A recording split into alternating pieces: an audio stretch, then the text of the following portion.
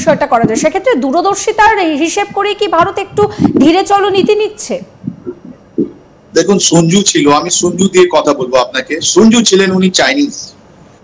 সঞ্জু বলেছেন, বারবার বলেছেন উনি, প্রথমবার একটা ভুল মেনে নিতে হয়, দ্বিতীয়বার নিজের ভুল মেনে নিতে হয়, বাট তৃতীয়বার আপনাকে কেটে দিতে হয়। এটা আমি বলি। সঞ্জুর আপনি দেখবেন একটা স্টোরি আছে, কাহিনী আছে, ওই কাহিনীটা একটু স্ট্র্যাটেজিক্যাল, ওর মধ্যে মিনিং আছে। পাকিস্তান বারবার, এই আপনি দেখলেন 99 থেকে 2025 এর মধ্যে আমি আপনাকে তো কতগুলো আমি অমিট করে দিয়েছি, কত জায়গা তো আমি বলিনি, বিকজ ওটা লং লিস্ট হয়ে যাবে। তাহলে এই পাকিস্তানের যে অ্যাক্টিভিটি আছে, যে এটা ওদের যে পাকিস্তান আর্মি চিফ করছে বা ডিজি আছে, ওর একটা আলাদা একটা জিনিস আছে, ওদের ইকোসিস্টেম ডিজি আছে। ওই যে লোক যে চিফের আশেপাশে থাকে, ওরাই ডিজি আসে, আলটিমেটলি আপনার চিফ আর্মি স্টাফ হয়ে যায়। ওরা হয়তো ডিজি আসে না, দেখুন আসিম মুনির আছেন, ইনি ডিজি আইএসআই ছিলেন।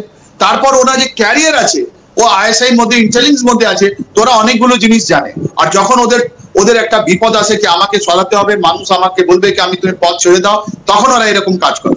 তাই জন্যে এই বুঝতে পেরেছেন যে আসিম মুনিরকে যখন একটা পলিটিক্যাল পার্টি বা রাস্তায় নেবে, যদি পাকিস্তানি লোক জিজ্ঞেস করবে, আপনাকে বলে দিই লাহোরের লোক যারা আছে বা ভওয়ালপুরের লোক আপনি বা করাচি লোক থেকে জিজ্ঞেস করুন বা বলুচি লোক জিজ্ঞেস করুন বা পাঠান থেকে জিজ্ঞেস করুন, ওরা বলছে পাক অকুপাইড কাশ্মীরে কি হচ্ছে আমাদের লেনা দেনা নাই, তুমি সাডা হক ইথে রাখ।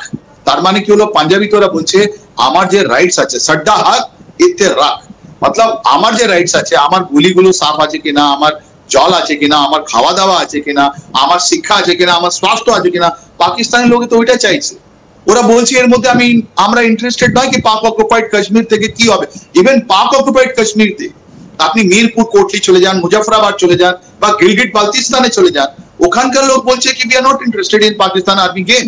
আমাদের আটার দাম আমাদের যত বেড়ে গেছে, আমাদের ইলেকট্রিসিটি দাম, আমরা তোমাকে ম্যাক্সিমাম ইলেকট্রিসিটি ওই ইন্দাস রিভার দিয়ে আমরা তোমাকে ইলেকট্রিসিটি দিচ্ছি, আর আমাদেরকে এত পয়সা দিচ্ছ, আমাদের রয়্যালটিটা কোথায়? আমাদের রয়্যালটিটা কোথায়? তো মানুষ যেটা আছে, যে ট্রয়কা যেটা আমরা বলি, যেটা আমরা ক্লাউজউইথের ট্রয়কা যেটা বলি, যার মধ্যে গভর্নমেন্ট আছে, আর্মি আছে, পিপল আছে, ওর মধ্যে ক্লাউজউইথ বলে গেছে যে সব থেকে ইম্পর্টেন্ট জিনিস যদি কোনো রাষ্ট্রে হয়, ওটা ওদের মানুষ হয়। এই মানুষদের যেটা কণ্ঠস্বর থেকে যেটা বেরোচ্ছে, মানুষ যে কথাগুলো বলছে, ওই মানুষগুলো কথাগুলো কিন্তু স্যাটিসফাইড নয় পাকিস্তান ডিসপেনশন থেকে। ওরা বারবার বলছে কি ভাইয়া তুমি এসব আমরা কথা বলি না। নাম্বার 1। নাম্বার 2, পাকিস্তান আর্মি, ওদের এয়ার ফোর্স, ওদের navy today is at the bottom. আপনি ওদের মিসাইলের কথা বলবেন, শাহিনের কথা বলবেন, আপনি ওদের গৌরী মিসাইল বলবেন, ও তো যতগুলো আপনি দেখবেন, ওদের এসএসজি তো এখন আমরা কথা বলিনি, বিকজ আমি তো এখন অপারেশনাল ম্যাটারটা বলতে পারবো না, বলছি না আপনাকে। ওদের স্পেশাল সার্ভিস গ্রুপ আছে এসএসজি, যার মধ্যে আপনার পারভেজ মুশারফ ছিলেন, রাইট? ও এসএসজি মুভমেন্ট কোথায় আছে, কি আছে? ওদের অ্যাকচুয়ালি মোরাল গুলো যেটা আছে, that is at the rock bottom. Why? Because Pakistan army in the Pakistan, they have একটা Fauji foundation. What is the Fauji foundation? Pakistan army নিজের কাজ ছেড়ে, দ্যাট ইজ মানে সুরক্ষা ছেড়ে, ডিফেন্সের কাজ ছেড়ে বা অ্যাটাক ছাড়া, ওরা যতগুলো বিজনেস আছে পাকিস্তানের, major business, road construction, dam construction, electricity, logistics, কতগুলো জিনিসে ওরা আছে, ইনভলভ আছে। তো এই পাকিস্তান আর্মি যেটা বিজনেস ইনভলভ আছে, ওদের কাছে তো আর কিছু দেখাবার নয়। ওরা জানে কি আমরা স্টেক হোল্ডার আছি, যতগুলো রিটায়ার্ড ওদের লোক আছে ওর মধ্যে আছেন, আর যতগুলো চিফ আছে, চাহে ক্যানি হোক, চাহে বাজওয়া হোক, চাহে যে কোনো লোক হোক, ওরা কি করেছে, নিজের ভাই বোনকে ওই যে ফৌজি ফাউন্ডেশনে লাগিয়ে দিয়েছে। আর যতগুলো বড় বড় কন্ট্রাক্ট আছে আপনার পাকিস্তান আর্মির কাছে আছে, ওরা জানে যে এইটা আমাদের হাত থেকে যদি কন্ট্রোল চলে যায়, তাহলে ওদের একটা প্রবলেম হবে। তো এই ফৌজি ফাউন্ডেশনটা একটু সেকেন্ড আপ, ওদের কাছে জিনিস নেই, ওদের মোরাল ডাউন আছে, রাইট? ওদের কাছে পয়সা নেই, ওরা আইএমএফ এর কাছে লোন যাচ্ছে। তাই আমরা তো আপনাকে বলছি কি হাফিজ সঈদ দিয়ে দাও, লাখভি দিয়ে দাও। এই যে আপনার যে আমেরিকা থেকে এই 17 বছর পর 2008 আজকে 2025 তাওয়াসসুর রানা এসছে, রাইট? তাওয়াসসুর রানা যেটা কথা বলছে, ওরা এই তো পাকিস্তান আর্মি অফিসার ছিল তাওয়াসসুর রানা। হি ওয়াজ আ পাকিস্তান আর্মি মেডিকেল কোরের একজন ক্যাপ্টেন ছিলেন, রাইট? উনি তো সব জানেন হাউ দ্য আর্মি ফাংশন।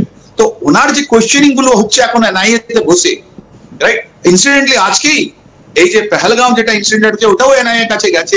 ওরা এখন খতিয়ে দেখছে যে এই যতগুলো ইনসিডেন্ট হয়েছে ওর মধ্যে অ্যাকচুয়াল মাস্টারমাইন্ড কে, আর ওটা সব পয়েন্ট আউট করবে আপনার ডিজিআইএসআই কাছে এন্ড চিফ আর্মি স্টাফের কাছে। That is point.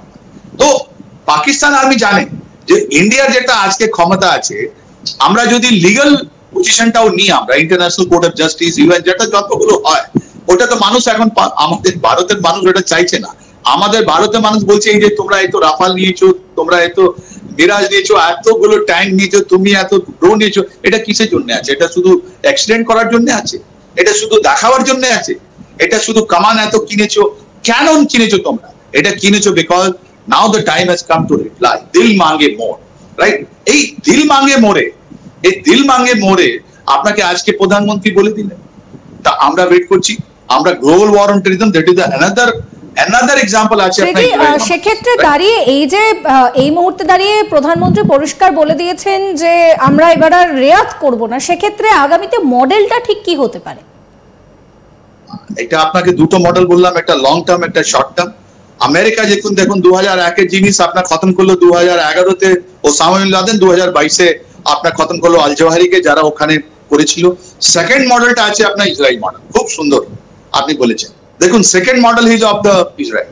ইসরায়েল কি করলো 2023-এর পর ওদের দুটো অপারেশন দেখবেন আপনি, তেহরানে, তেহরানে, আর তারপর আগেন ইন জুলাই 2024-এ, 7 অক্টোবর 2023-এ আপনার হামাস অ্যাটাক করেছিল।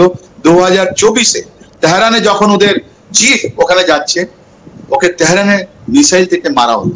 তার মানে ওরা সব থেকে প্রথম ওরা দেখেছে যে ওই সেন্টারে উৎসে কারা আছে।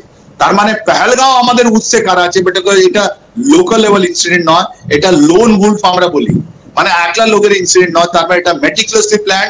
হয়তো বাংলাদেশ থেকে জিনিস এসছে, হয়তো অন্য জায়গা থেকে, বাংলাদেশ থেকে এসছে আমরা জানি। আগে কাঠমান্ডু ছিল, এখন ঢাকা, বাংলাদেশের ঢাকা যেটা আছে ওটা এখন ঘাঁটি হয়ে গেছে। এটা কাশ্মীরি পাকিস্তানি জঙ্গিদের আইএসআই ওদেরকে এনেছে, ওরা বলে স্পেশাল প্যাকেট। তো ওদেরকে আইডেন্টিফাই করে, যেরকম ইসরায়েল মেরেছে আপনার তেহরানে, তারপরে ওদের দেখুন না সিমানওয়ার আর এসব কোথায় আছে, ওরা ওদের সবাইকে মারা হলো। এন্ড সব থেকে বড় জানেন, নাসরুল্লাহ হাসান, যেটা হিজবুল্লাহ, ও ভয় করছিল কি ওদের টেলিফোনে কথা শোনা হচ্ছে, ওরা পেজার ইস্তেমাল করছিল। আর একদিনের মধ্যে, মানে এক সপ্তাহের মধ্যে নাসরুল্লাহ মারা গেল। তারপর যখন সবার একটা পেজার খুললো, 3,500 হিজবুল্লাহ লোক মারা গেল আপনার লেবাননে। তার মানে আমাদের লং টার্ম পলিসি আছে কি? আমাদের লং টার্ম পলিসি মানে আমাদের দেশের যেটা আমাদের এনিমি, ওটা লিস্ট বের করতে হবে। মোস্ট ওয়ান্টেড যেটা সিআইএ করতে থাকে, আমেরিকান সিআইএ কি করে ওরা একটা লিস্ট বানিয়েছে, ওই লিস্টে দেওয়া আছে যে মোস্ট ওয়ান্টেড পিপল হু আর, যারা আমেরিকার ইন্টারেস্ট গুলো আগেস্টে ওয়ার্ক করছে। তাহলে আমাদেরকে একটা লিস্ট বের করতে হবে কি হু আর দ্য মোস্ট। এটাই আমি প্রথম ডিমান্ড করছি কি ইন্ডিভিজুয়াল লেভেলে আমাদেরকে একটা লিস্ট বের করে মানুষকে দেখাতে হবে কি ভাই এই 10 জন লোক আছেন বা 15 জন আছেন বা 20 জন আছেন অন প্রায়োরিটি, এরা আমাদের হিট লিস্টে আছে, আমাদের ব্ল্যাক লিস্টে আছে। ওরা আমেরিকা আমাদের রাস্তা দেখিয়ে গেছে। ওরা আফগানিস্তানে যখন ছিল ওরা একটা লিস্ট বানিয়েছিল, ইরাক